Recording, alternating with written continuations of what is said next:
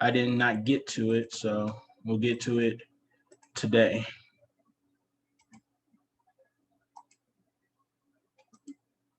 All right, there we go. Yep. And now we're recording. So this is one I didn't get to last week, and we're gonna talk about it.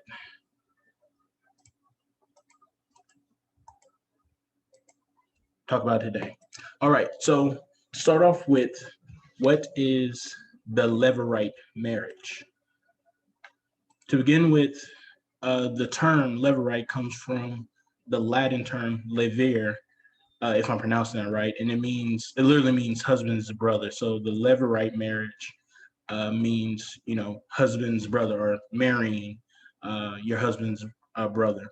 Now, it has nothing to do with the term Levi. A lot of people mistaken it and think that it means it relates to like the tribe of Levi, because you see that that first part Levi in it, but it's a Latin word. It has nothing to do with the tribe of Levi. Now, basically, what it was an obligation to marry a brother's widow. So let's say me and brother Eric are brothers, and Eric is married, and his wife and Eric dies early without leaving any children. Me, as his younger brother, would be obligated to marry his widow and have children, and pretty much, for lack of a better term, donate that child to Eric. So all Eric's comic books, his anime, which I'm a big fan of too, it wouldn't go to me. It would go to my son by the widow, by brother Eric's widow. So that is basically how it was done for the most part. And it was practiced by people who had a very strong sense of a clan. So these are cultures that valued being in the same clan, being, family relations were very important. You didn't marry outside your clan. So that is usually the cultures that, enforce these type of rules or whatever. And like Sister Sokovia was talking about when we were talking before we started class, this is not a God-made institution, as far as I know. This is something that they practiced a long, long time ago, before we even get to the Bible talking about it. So this is a very old institution. It was practiced by many different cultures. There's some Asian cultures that practice it, African cultures, Middle Eastern, and it's still practiced today. Just not, it's very rare, but there's some cultures that still practice it today. Now, what was the purpose of it? Why would you do that? Let's go to Deuteronomy chapter 25. I'll read verses 5 through 6.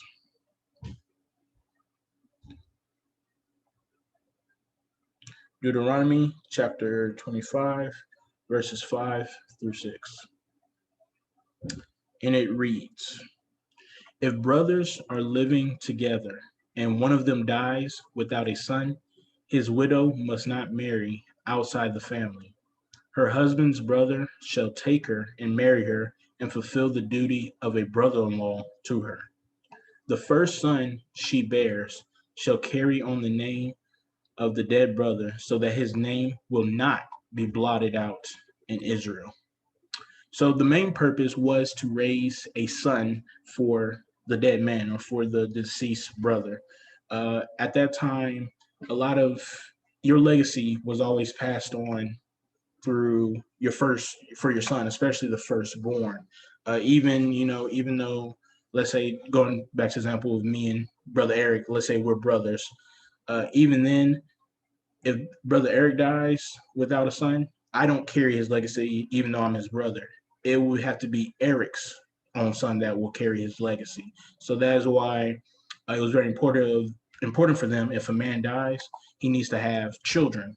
It was something that was, extremely important to him. So you did the Levirate marriage to provide that child, at least symbolically, for your dead brother or whatnot.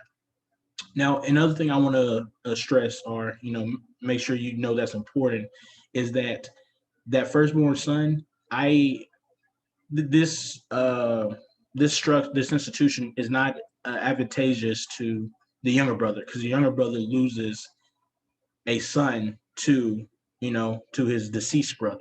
So it's like losing a child because the child is, for example, my child with brother Eric's widow. It wouldn't be my child. It would be brother Eric's child. So it was considered a so you're losing something when you perform the Levirate marriage. So it was that's why it was so important. It was considered such a strong symbolic act because you're donating a child, especially if it's your firstborn child, to to that dead relative, to your older brother. And sometimes it was practiced differently. Sometimes in different cultures they didn't actually. It could be like a cousin. It could be different relatives. For example, in Asian culture, if you heard of Genghis Khan, the Mongolian leader, he died with one of his wives not having any children, and one of his sons actually marries his widow. After Genghis Khan's death. So it's kind of weird, but that's what they did. It's a weird institution, just general. But that is something that they did. It was something they placed a lot of emphasis on. Now, incidentally, through this Levirate marriage, it also uh, provided and it protected the widow because a lot of those cultures, were cultures where ladies had to rely on a man for the most part for protection from war. A lot of the labor they did was very physical labor, and and men are naturally built to do a lot more physical stuff. Generally speaking, in our economy, we don't necessarily have the same restrictions, but for them, they did. So by marrying his widow, she stays in the clan. She's provided for, and a lot of times, depending on the different culture, a lot of times these women wouldn't even have children, or they'll be past childbearing age. So she pretty much gets an other husband to take care of her the rest of her life, even though uh, there's no children in that case. So either way, she either gets a son, and she's protected by her son, or she gets a husband. Either way. So generally speaking, Levirate, uh, the only person that really benefits is that dead relative and the dead relative's widow, for the most part, and maybe even the son that comes out of it because he gets to be the sole heir of the other brother's possession. Is that straightforward? Any questions on that so far? Now, as we continue, we have a couple examples that are shown in the Bible. The first one, if you read chapter 38 last night, that was Onan and Tamar. That was the first example we have, in the Bible of it being done. The second one, which may surprise you, is actually Ruth and Boaz. If you ever read the story of Ruth and Boaz and you wonder why their marriage was kind of complicated, or it seemed like they did a lot to get Boaz to marry Ruth, there's a reason for that because it was not a regular marriage. It was a Levirate marriage. So we're going to explore that when we get closer to it. But first, we'll go Onan and Tamar. Now, if you go to Genesis chapter 38, verses 8 through 10, and I'll flip there right quick. Genesis chapter 38, 8 through 10. We're not going to read the whole chapter. We're just going to read a portion of it, small section. Now, the case here is Judah, oldest son. If you remember, Judah, one of the 12 sons of Jacob, his firstborn dies, was put to death because he was wicked. And Judah pretty much just talking to his second son and telling him to do the Levirate. So, verse 8. Then Judah said to Onan, sleep with your brother's wife and fulfill your duty to her as a brother-in-law to raise up offspring for your brother. But Onan knew that the child would not be his. So whenever he slept with his brother's wife, he spilled his semen on the ground to keep from providing offspring for his brother. What he did was wicked in the Lord's sight. So the Lord put him to death also. So the reason Onan in this Levirate marriage was put to death is because of not so much. I think when I was talking to Jacoby earlier, she was saying like, did God put him to death for not, performing Levirate? Not really. I think the indication I get is that he misused the Levirate for his own advantage. Because the first thing is he was refusing to give her a son. The point of the Levirate marriage is to provide a heir to your brother, or and give a to produce a child, a son for the most part. And he refused to do that by spilling his semen on the ground. He also dishonored his brother by doing this because usually, from what I could tell from Jewish tradition, is that uh, if you don't have an heir and you never get one, your land and properties and everything kind of goes to the next of kin, which would be Onan in this case. Onan would have probably received an inheritance from his brother, but he didn't give his brother a son, an heir, so therefore he pretty much is, he gets all the possessions if that's how it worked. And he's also taking advantage of her sexually because remember, it says that he would sleep with her. He just refused to, he would spill the seed on the ground. So he pretty much, would try to avoid getting her pregnant by, not spilling the seed on the ground. So basically, he's still sleeping with her. He's still taking advantage of uh,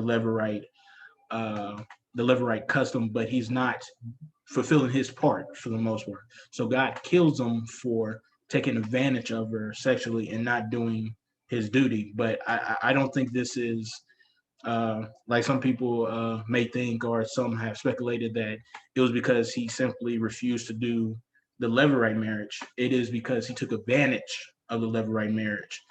He used that institution to take sexual advantage of his, sister-in-law, and we'll actually see this later that the Levirate marriage is actually optional.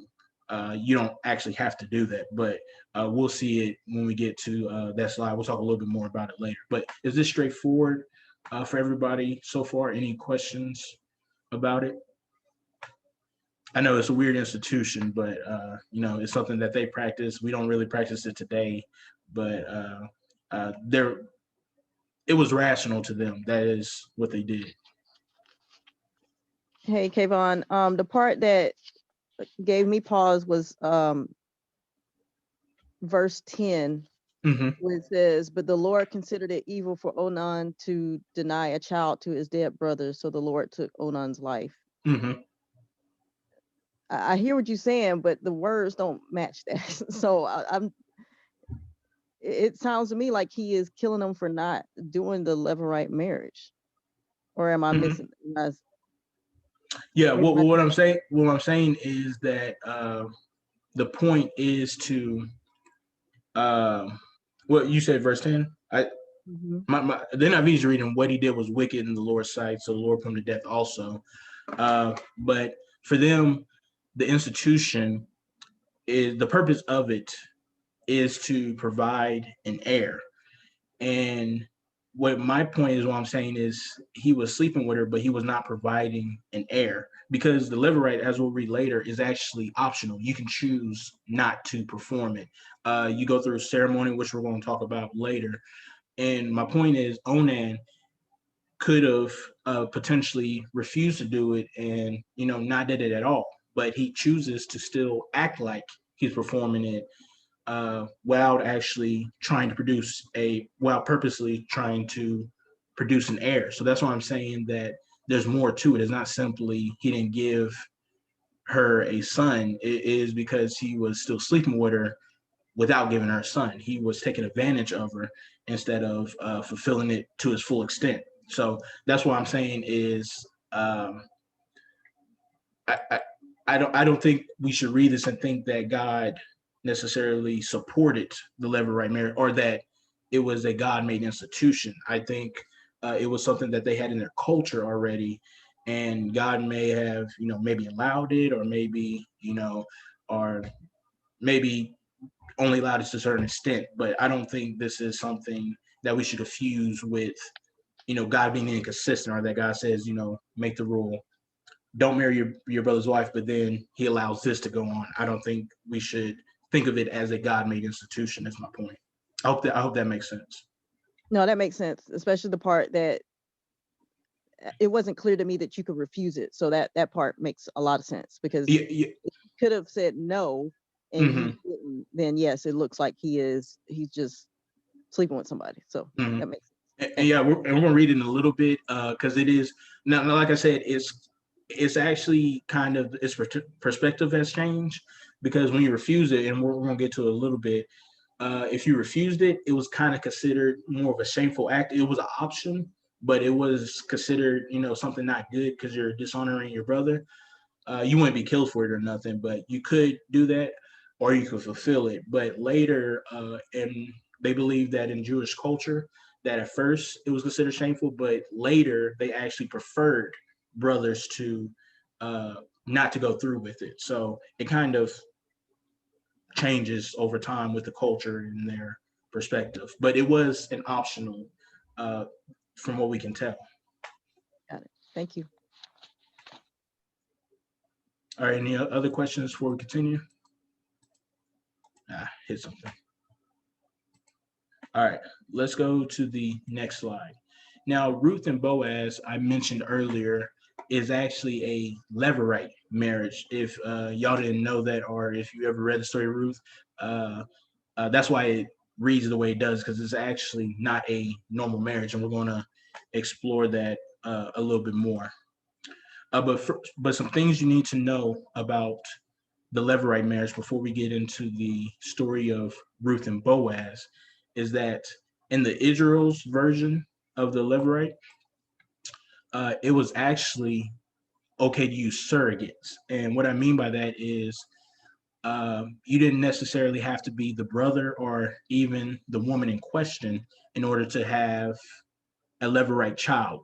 So, for example, when Ruth and Boaz get married, the child is not considered Boaz's child, and it's not considered Ruth's child a child either. It's actually considered Naomi's child, and we'll read that verse a little bit later. But the child that Ruth and Boaz have is given to Ruth's mother-in-law Naomi, and they consider it Naomi's child, and that's going to be very important, even for our lesson next week. But from what we can gather, you could have surrogates or other people to perform the Levirate marriage. You didn't have to do it necessarily personally. I don't know how common that was, but in the story of Ruth and Boaz, that's what happened. You have Boaz, who is not, is next of kin, but he's not a brother, and you have Ruth, who gives a child to her mother-in-law. So, like I said, it's very complicated, and there seems to be a lot of uh, different ways around it, different rules and everything. But like I said, this is what they did. So, it is what it is. Now, did somebody's voice go off? Yeah, go ahead. Yeah, I just had a question going back to Judah. Mm-hmm. So in the end, he says that she's more righteous than him. Mm-hmm. But I mean, he told her that he was going to give the other son to her, and then he didn't. Mm-hmm. So that's why she did what she did.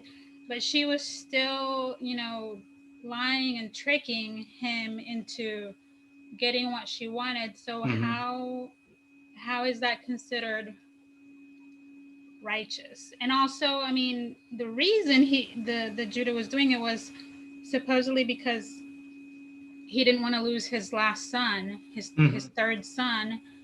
So it wasn't done out of ill intent, but to save his son, because he thought he was going to die as well. So I just didn't understand that part.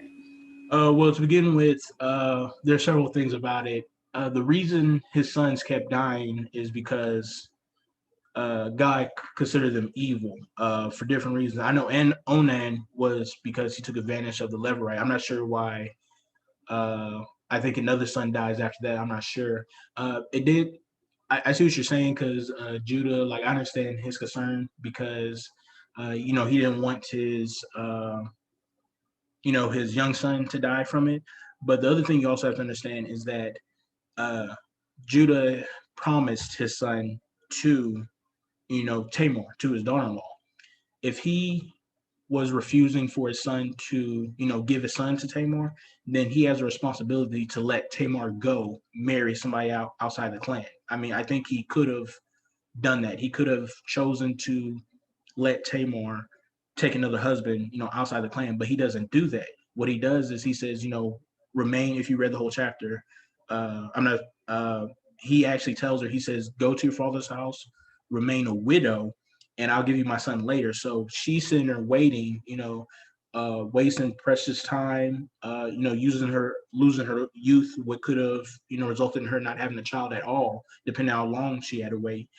And he tells her, he says, I'm gonna give you my son, wait there and remain a widow. But when his son got grown, he still didn't give his son to her. So pretty much he's keeping her in a state of widowhood without giving her the opportunity to marry somebody else or, get another husband or give him, his own son. And I understand his fear, but if he really had no intent of giving his son to Tamar to fulfill that Levirate, then he should have let Tamar go, marry outside the clan, which he did not. He was keeping her in limbo, essentially. So that's why he feels guilty of when Tamar tricks him because he says, he said, I should have either, let you go or I should have actually given you my son like I promised. And another note I would also add to that, when I talk about surrogates, Judah technically she tricks him and he does it unintentionally, but he actually fulfills the Levirate marriage by giving her a child, and he does it. He was tricked into it, but he actually fulfills the Levirate, which is why he doesn't know her anymore after that. Does that answer your question? Yeah, I didn't think about what you said about him actually leaving her in limbo. Mm-hmm. He did leave her waiting, so he did take time away from her to be able to marry someone else, like you said. So yeah, that's true. Mm-hmm. One other question. Yes. He is doing a good. He's righting his wrong in the end. Mm-hmm. Well, he accepts that he dealt with her in the wrong way. Yeah. But then also the part where he slept with her because he thought she was a prostitute. Yes. Yeah, he did. And then he wants her burned to death. Mm-hmm. Right? Because he found out by rumors that she had become pregnant through prostitution. Mm-hmm. But and it doesn't seem that that's addressed at all. The fact that he wants her dead because he thought she was a prostitute, but he engaged with her in prostitution. So, well, these people are not perfect. They're very hypocritical at times. Go ahead, Shacobia, then I'll go ahead and go. To what she said, it's interesting, because you can't have a prostitute without somebody engaging. Mm-hmm. Also, it's very hypocritical that approach. But it's kind of, if you think about even in the New Testament when Jesus was talking about the adulterous woman or whatever, it's like, well, she's the adulterous woman, but I it may have been Brother Parker, but someone did a sermon where there was like, well, why wasn't there any talk about the dude? You can't be an adulterer without somebody else there to engage in the act. And I think Jesus was kind of roundabout, kind of showing that hypocrisy by, basically saying, if you don't have any sins, you can do something to this woman, but otherwise. But it's never really addressed in the Bible, that kind of hypocrisy or whatever. But yeah, it's interesting that he would have that kind of comment, but you're the one who's engaging with the prostitute. You can't be a prostitute without somebody to engage with. Otherwise, you're just selling. You just got to add in the paper. You ain't got no. It's just Yeah. it's just nothing. There's no act to go along with it. Hmm. Yeah, I totally agree because it's definitely a hypocritical thing. I mean, but even today, like I know people that I've known people that will cheat on their girlfriend or cheat on their boyfriends, whatever. But when it happens to somebody in their family, they be ready to kill the person that cheated on their close family member or whatnot. And I think life is just full of irony and hypocrisy. I mean, a lot of us do that.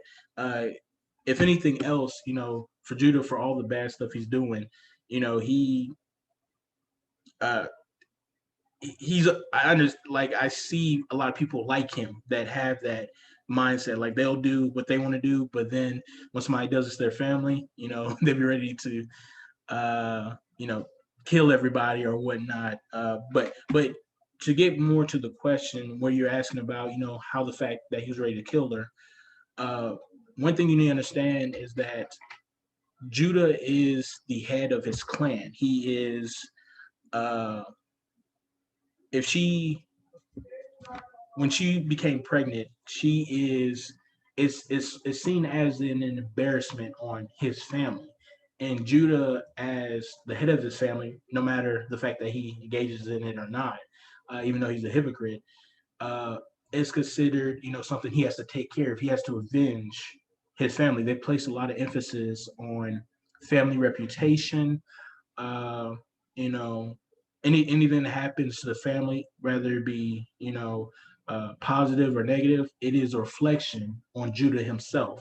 So he's ready to kill her because it's seen as she's committed adultery. Because remember, she's promised to his son, and in their concept, if you're engaged or you have that engagement, you're pretty much the wife of this family. So Judah saw it as Tamar committing an affair on his son, and even though he was the one that actually did it, and you kind of see you go full circle and why it's he can't say nothing when he finds out that he was the guy that did that, but uh, it's definitely a pride thing, but it's also a family honor thing that he feels like he needs to avenge.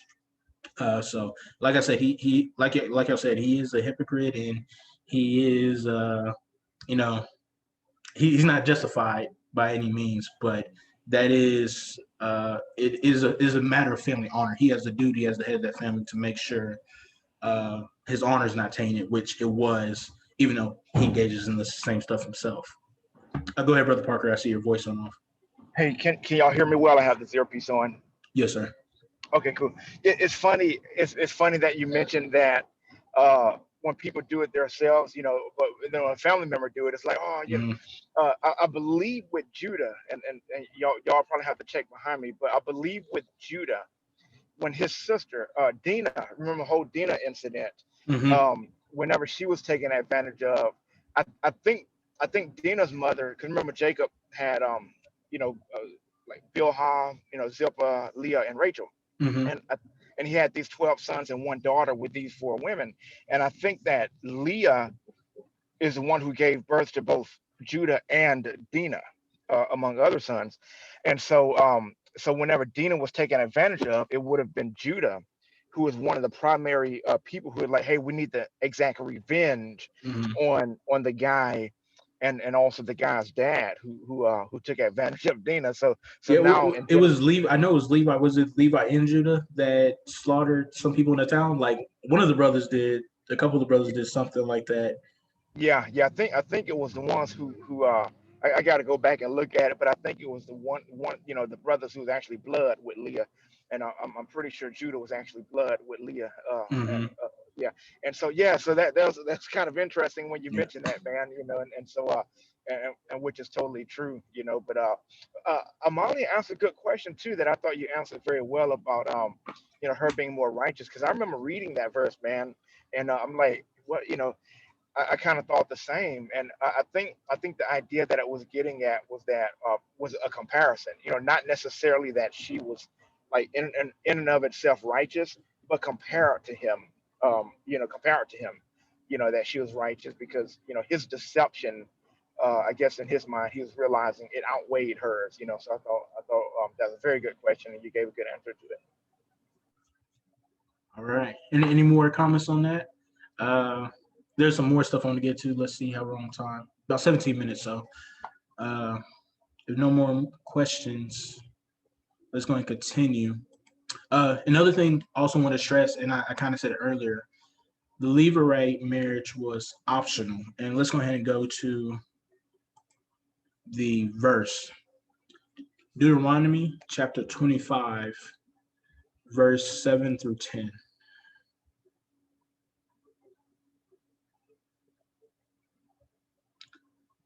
Deuteronomy chapter 25, 7 through 10. All right, there we go. Now, this is also part of the Levirate law. However, if a man does not want to marry his brother's wife, she shall go to the elders at the town gate and say, my husband's brother refuses to carry on his brother's name in Israel. He will not fulfill the duty of a brother-in-law to me. Then the elders of his town shall summon him and talk to him. If he persists in saying, I do not want to marry her, his brother's widow shall go up to him in the presence of the elders, take off one of his sandals, and spit in his face and say, this is what's done to the man who will not build up his brother's family line. That man's line shall be known in Israel as the family of the unsandaled. So, as you can see the picture right here, the unsandaled. So basically, if you do not want to perform the Levirate, it was, like I said before, it's kind of considered more shameful at that time. So they would do this ceremony where you would take off your sandal. The sister-in-law will take off the man's sandal, spit in his face, and say, you're not covering me. You're refusing to fulfill the Levirate marriage to me. And it was considered, shameful. So that man will be called the family of the unsandaled because he's refusing to perform the Levirate to his sister-in-law. And like I said before, this kind of view of it kind of changes over time, where the Israelites kind of actually consider it more honorable for the man to refuse to marry his brother's wife. So it's definitely changes over time, and most Jews don't practice this Levirate marriage anymore at all.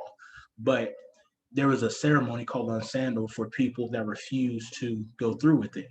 That actually explains some of the stuff that happens in Ruth. So let's go to Ruth chapter, and we won't read the whole book of Ruth because for time's sake, but Ruth chapter 3, verses 1 through 9.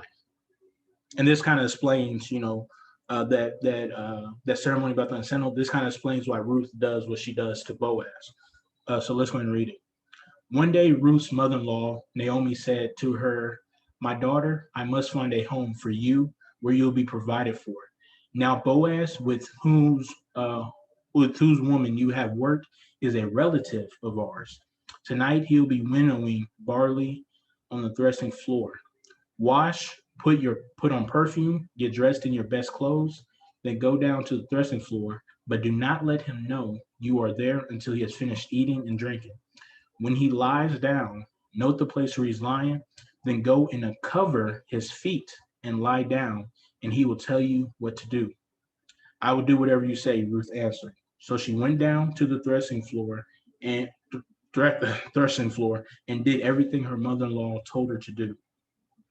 When Boaz had finished eating and drinking and was in good spirits, he went over to lie down at the far end of the grain pile. Ruth approached him quietly, uncovered his feet, and lay down. In the middle of the night, something startled the man. He turned, and there was a woman lying at his feet. Who are you? He asked. I am your servant Ruth, she said. Spread the corner of your garment over me, since you are a guardian redeemer of our family. So if you ever wondered why Ruth and Naomi go through all that trouble of, uncovering his feet and everything, is because Naomi wanted Ruth to be provided for. She wanted, Ruth to be taken care of and have a household. So she tells Ruth to uncover or unsandal Boaz's feet. So what Ruth was doing, and Naomi was doing was she was having Ruth call on Boaz to fulfill the Levirate marriage because Boaz is a close relative. So Ruth is pretty much symbolically doing this ceremony of the unsandal, except she's doing it in secret. She's not doing it openly in a shameful way, but she's kind of sending the message to Boaz. She says, I want you to perform the Levirate marriage. So I'm going to uncover your feet. And she says, you are my great redeemer. You can marry me. So she's calling on Boaz to fulfill that vow. And when Boaz wakes up, he fulfills Levirate. He says, I get what you're trying to say. I get the signal.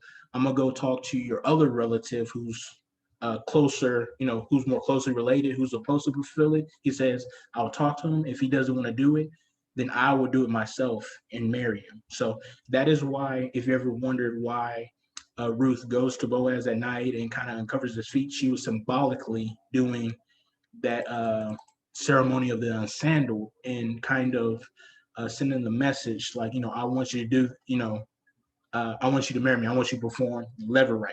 And that's why that's significant in what she's doing. I know. I remember when I was younger, I used to think that she kind of undressed him or something, or did something to embarrass him when she said uncovered his feet. But all she did was probably just took off his sandals and kind of, called on him to fulfill that vow. Is that straightforward for anybody? Any questions or comments on that?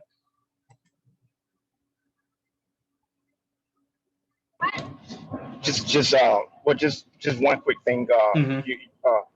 Judah was.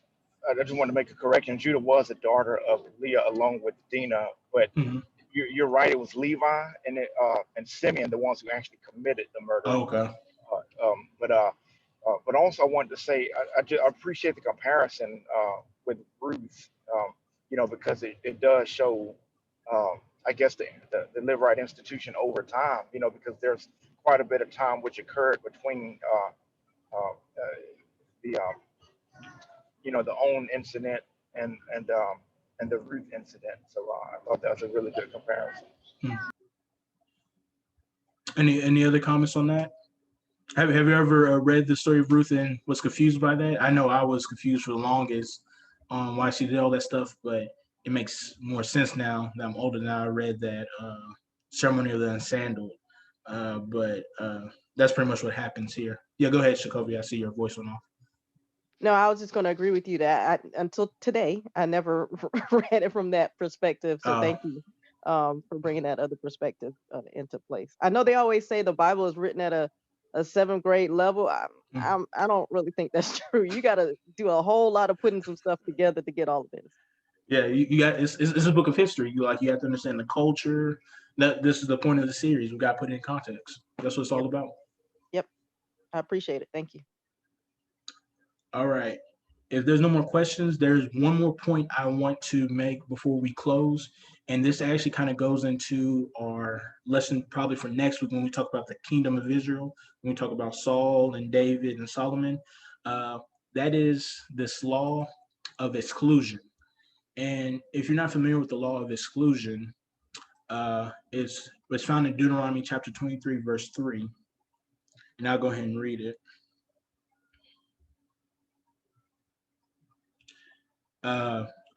Deuteronomy chapter 23, verse 3.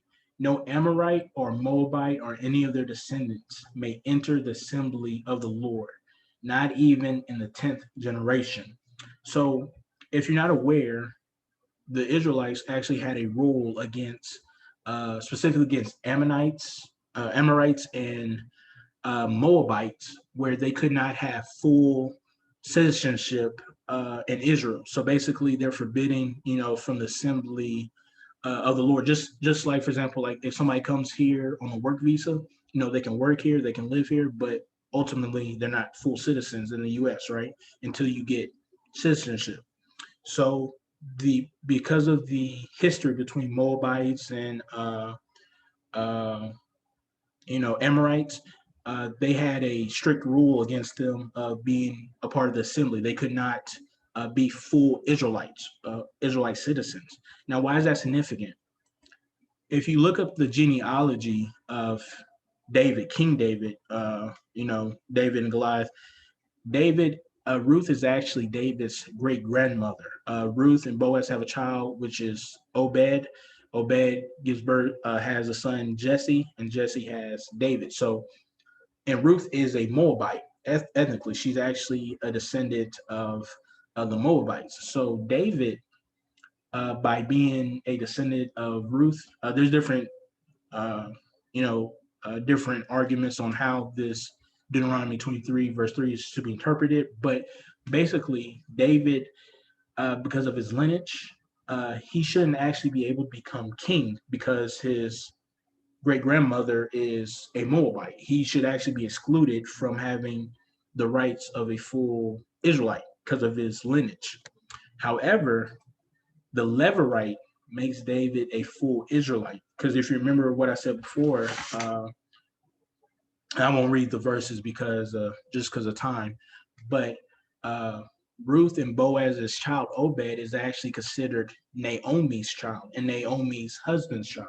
Well, actually, I will read. Let's go to Ruth uh, chapter 4, verse 13.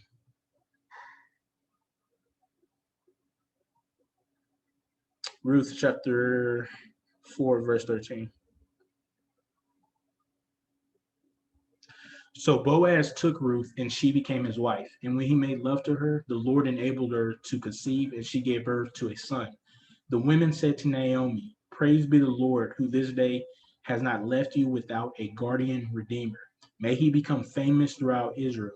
He will renew your life and sustain you in old age. For your daughter-in-law, who loves you and who is better to you than 7 sons, has given him birth." Then Naomi took the child in her arms and cared for him. The women living there said, "Naomi has a son." And they named him Obed. He was the father of Jesse, the father of David. So the Levirate actually makes David, even though his grandmother is a Moabite, it makes David a full Israelite citizen, just for lack of a better term, citizen.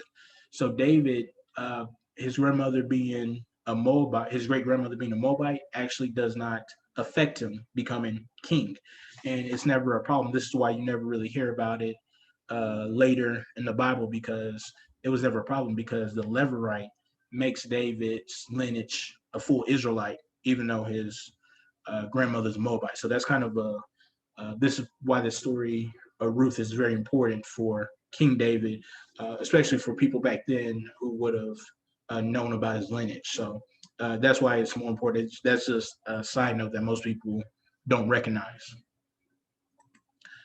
Now, overall, what can we conclude from this? 1 Corinthians 14:33. Uh, I'll just for the sake of time because we're about to run out of time. But basically, what that verse is talking about is God is not the author of confusion. God is not the author of confusion. So what we conclude from all this is that God-made institutions are simple. God is, God does Levirate and everything. It doesn't come from a God-made institution. It's a human institution, which is why it's so complex and hard to do because it's not really something God made. But what this shows is that God will work around or God will work with our human institutions or work around it for his will to be done. So in the case of Onan tries to misuse the institution. God takes care of that. But in the case of the Levirate, God actually uses it, to get King David, which is the man after God's own heart.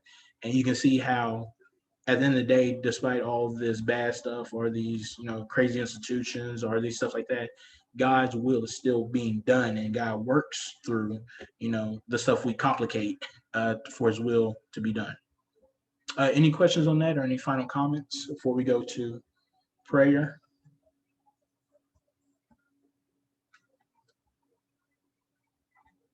All right, it looks like everybody is good. Any prayer requests when we end this lesson before we get ready for main service? All right, well, let's go ahead and close out with a prayer. Let me go ahead and stop the recording.